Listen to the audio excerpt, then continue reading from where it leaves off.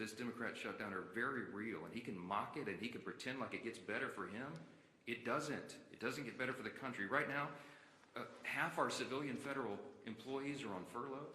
Real, vital, critical services that American citizens in all categories rely upon are halted. And when we talk specifically about our military, right now service members, military personnel at home and abroad, as well as Border Patrol agents, TSA, air traffic controllers, they're all working without pay. I was on C-SPAN this morning on that program they do in the morning where American citizens call in. They have a Republican line, Democrat line, and independent line. One of the callers called in and she was so upset. She's a young military mother. She has 2 special needs children, as she told her story. In tears, she's so angry, and so am I, that their services are being delayed. I mentioned here at this podium last few days, I mean, I have a big military district in Louisiana's 4th District.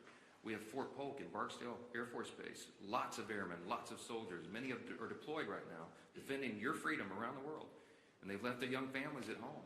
They live paycheck to paycheck, many of these service members.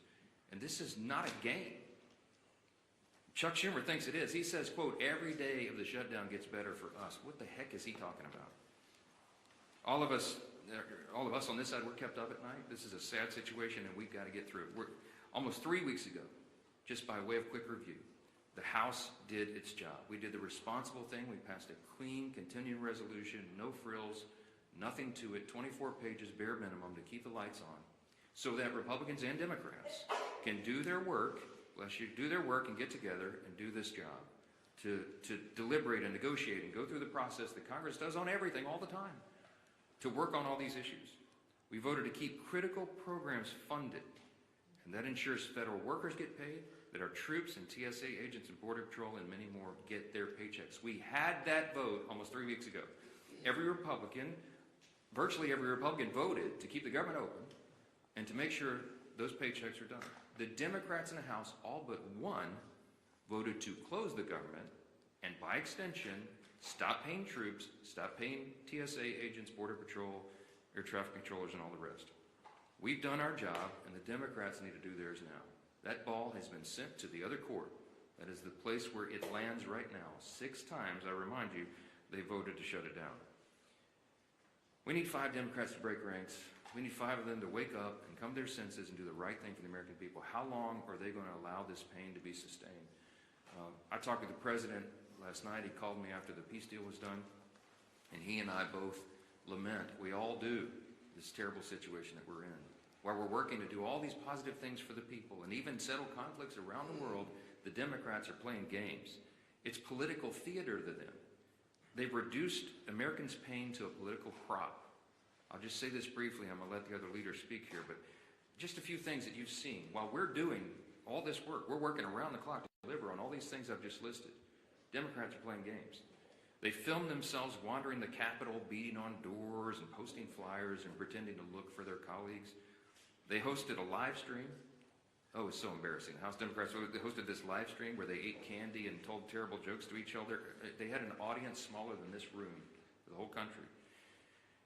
The leader of the Democrat Party is bragging about the cost this is being borne by the American people. And just yesterday, I had 2 Democrat senators come over and stage a failed publicity stunt outside my office.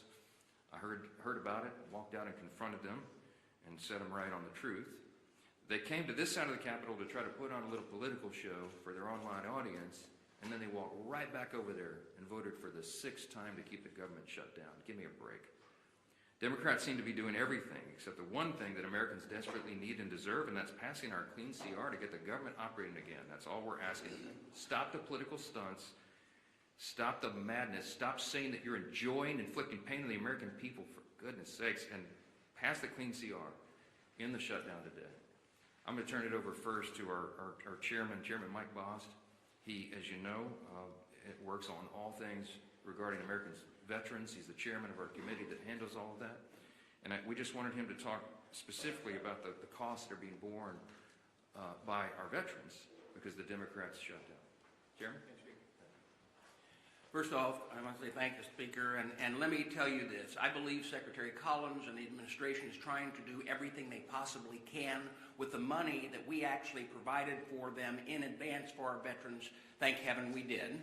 So the healthcare side and appointments and everything through our VA from that side is not in jeopardy yet.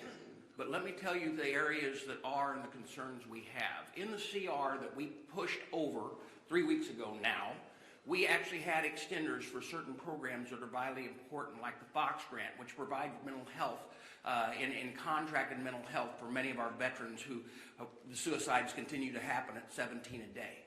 We also have things that we pushed over as far as the concerns we're dealing with continuing education. Continuing education is starting to fall by the wayside.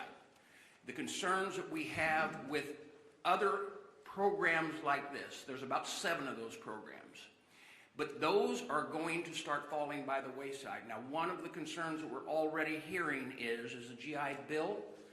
Right now, we're hearing rumors that as many as half of the people that have a GI Bill are not receiving GI Bill payments to their universities, and therefore, when they get on the line to try to call to make sure that their education will continue and it'll be paid for, to try to straighten it out, there's no one there to answer the phones. That is a concern.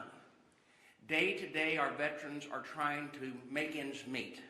Day to day, they're trying to hold on to their benefits. And day to day, they keep hearing these concerns, and they're going to continue to get worse.